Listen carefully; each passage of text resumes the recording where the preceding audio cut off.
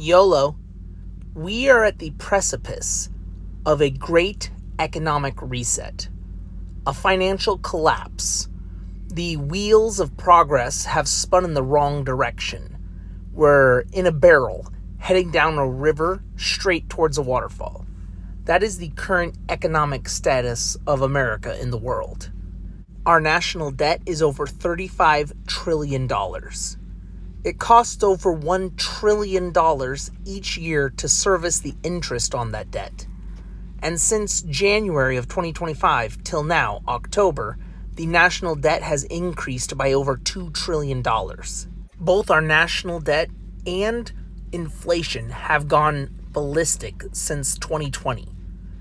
It is an unsustainable model which cannot keep up for much longer, unless some massive changes come about, which probably won't happen. Which means we are set to go into financial ruin or a financial reset. What happens when the dollar falls? What can we do to prepare for such an event? And what could we do to profit from such an event and set ourselves up for the best possible future? And how did we get here? Let's start with how did we get here? To understand this, we have to go back to August 15th, 1971, when we lost the gold standard because of this man, Richard Nixon, aka Tricky Dick. The old standard for our money was the gold standard, and what that basically meant was for every 35 US dollars, you could exchange it for 1 ounce of gold. So US dollars were tied directly to gold value, which held them up. On top of that, the government had to keep gold reserves equal to the amount of paper money that was in circulation. So for every $35, they had to have 1 ounce of gold reserves, meaning they had a very limited amount of supply for dollar bills that they could print. Because if there was ever a time where the dollar bills were used to cash in on the gold and they didn't have it, they would go bust, bankrupt, and the entire system would collapse. So to protect themselves, they had a very tight control over the money supply. They weren't allowed to print anymore, which meant the value of the dollars was incredibly high. In this system of the gold standard, taking out loans, especially large loans, was very difficult since the supply of money was tightly controlled. It did not allow for the banks to have nearly the amount of power that they do today. Now, what we were told by Richard Nixon was this was going to be a temporary thing. Whenever anyone in government says something is temporary, you have to assume it's permanent until the end of time. If someone in government says that they're here to help, you have to assume that they're going to cause as much harm as possible. Government lies, it's what they do. So we were told it will be a temporary thing to take us off the gold standard so that it would be easier for the economy and everything to grow with access to cheap debt. Because banks would be able to lend out a large amount of money, they'd be able to produce and print tons of cash without having to keep gold reserves. They made a fancy way of saying we're going to introduce inflation to lower the value of the dollar, but they didn't want it to sound bad. Taking us off the gold standard and putting us onto the fiat currency system that we're currently on, basically meaning faith since we believe it has value, has done a couple of major things. One, it has allowed for massive amounts of wasteful government spending. Two, it has allowed for the devaluation of our currency, inflation, to eat away at our money, which causes the rich to get richer and the poor to get poorer, because the price of everything increases over time.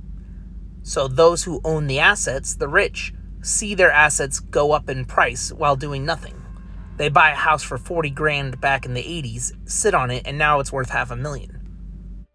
And it has diverted the power from the average citizens to institutions such as banks and corporations. That's why we're in the corporatocracy now. This is all because of the way the government operated financially.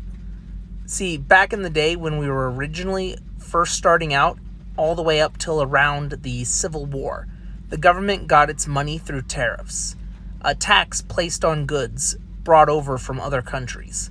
That money would fund its operations, but it wasn't enough to do everything that the government needed. The rest came in the form of government bonds, IOUs from the government.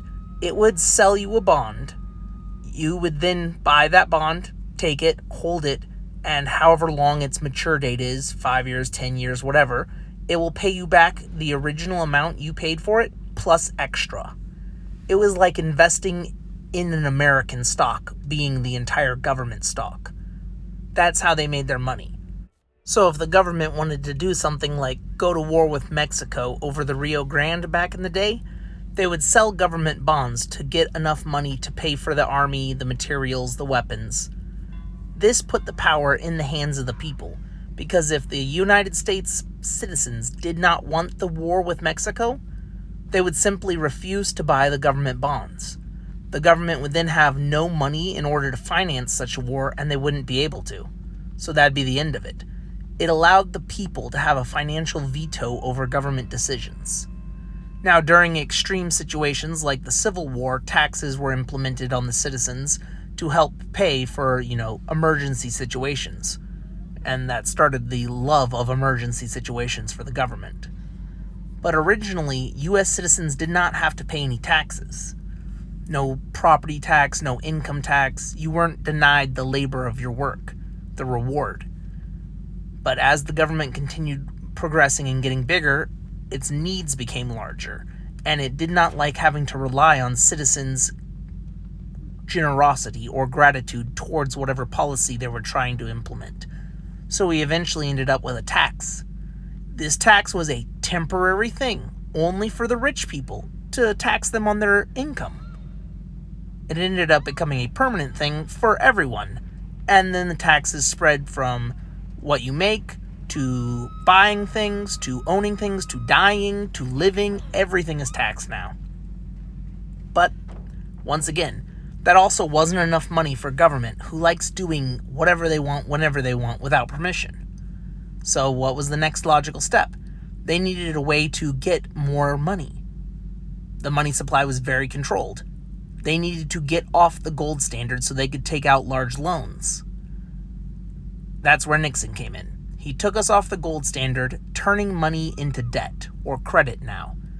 Every dollar bill is more like an IOU than an actual form of currency. And with that, the debt bubble was born. America was able to now take out the debt that it wanted for its government to fund whatever it wanted. You want to go to war in the Middle East and blow up a bunch of people that no one knows or cares about? You can do that. Just take out debt. You'll tax the citizens to pay the interest on the debt. It'll be fine. And if you ever want to do anything else, you can increase your debt ceiling and take out more debt. You'll just create more taxes. And this cycle went on for a few decades until we ran into a problem. There is not enough money that they can squeeze out of us to pay for all these things that they want and keep doing. They continuously raise the debt ceiling time after time. Doesn't matter if they're red or blue, they're still spending your money, making you pay for it while your money gets you less and less purchasing power. But that's pretty much how we got to where we are today. For the majority of our 250-year history, we survived just fine without debt and taxes. But now, in the last 40, 50 years, it's become a massive problem. Our interest payments exceed our military budget, and we have the largest military budget in the world because we do all the world's policing, making sure, sea travel is safe for mass transit and commerce, which we should be charging people like protection fees or taxes on. But that's a tangent for another time. It is not sustainable, and the debt continues to rack up. We are going to hit a critical point where we can no longer pay our interest because there's just not enough money that can be squeezed out of the citizens anymore. This is going to end up causing one of several things to happen, if not a combination. The first of which being a world war.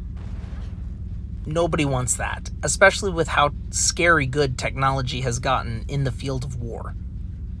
2, a Great Depression. Everything is going to come crashing down. The house of cards is going to tumble. You'll watch home prices go from $500,000 all the way rock bottom to, $30,000. But with this great crash will also come mass layoffs, mass firings, mass defaulting on loans, it'll cause a snowball effect. We got a little glimpse of what happened in 2008 when the housing bubble popped, and suddenly everything started crashing to the point where the government was stepping in to try and bail people out and save big business because it's too big to fail. Well, what happens when too big to fail suddenly all goes out at once, everywhere, on a global scale because the US dollar crashes? Mass famine, mass starvation, mass homelessness. Another thing that could happen is the intentional strategic destruction of the dollar. The government could see this problem, realize there's no way to pay their bills, their debt is too big, they're only going to have a few more years to be able to pay the interest before everything starts collapsing. They intentionally destroy the value of the dollar while stacking up assets of their own. Think something along the lines of Trump's strategic crypto reserve. They take the money now, they increase how much debt they have, they buy a bunch of crypto, and then they destroy the value of the dollar on purpose to artificially inflate the value of their crypto so that they can do a reset of the financial system. By doing that, the government would be able to pay down or pay off its debt by basically eliminating everything and starting over. And the people who would be hurt the most are average citizens like you and I. Everything we've ever worked for, or everything that anyone we know has worked for, will be reset in the matter of days or weeks when they do it. Complete destruction, and we will not rise like a phoenix from the ashes because the same fundamental problems that got us into this situation will still be there. Now, there are things that we can do to make sure we are in the best possible positions for when something like this does occur. That would be step one, making sure we have food and water. Buying some land, learning how to grow basic crops like potatoes, carrots, green beans, etc. Keeping some animals like chickens. More of the homesteading plan. Because it's going to get real ugly before it gets pretty. And mass starvations, famines, new forms of EBT or government subsistence lines, ration cards, are not going to be exactly thrilling. So having your own access to food and water will be a must.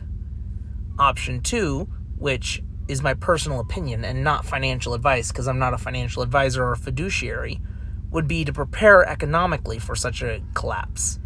Things like gold and silver hold up the test of time because they're universal value. For some reason, human beings through all time, all cultures have said this shiny metal is worth killing and dying for. It is worth trading for. We can't eat it. It can't be done anything useful except for maybe a few electronic components. But it has a universal store of value across time and culture. So hoarding that physical gold and silver could set you up to be able to handle the mass economic instability and crash that's coming. And then another possibility would be to invest in crypto, which is one thing that I'm doing. I believe that crypto is the future of finance, especially if this great economic reset ends up being less dramatic than we think. We have technology now that we didn't before, and we might be able to more easily burden such a massive change and economic reset to where we don't need global wars or huge starvation lines. We can learn from the mistakes of the past and hopefully not repeat them. A great economic reset at this point is inevitable.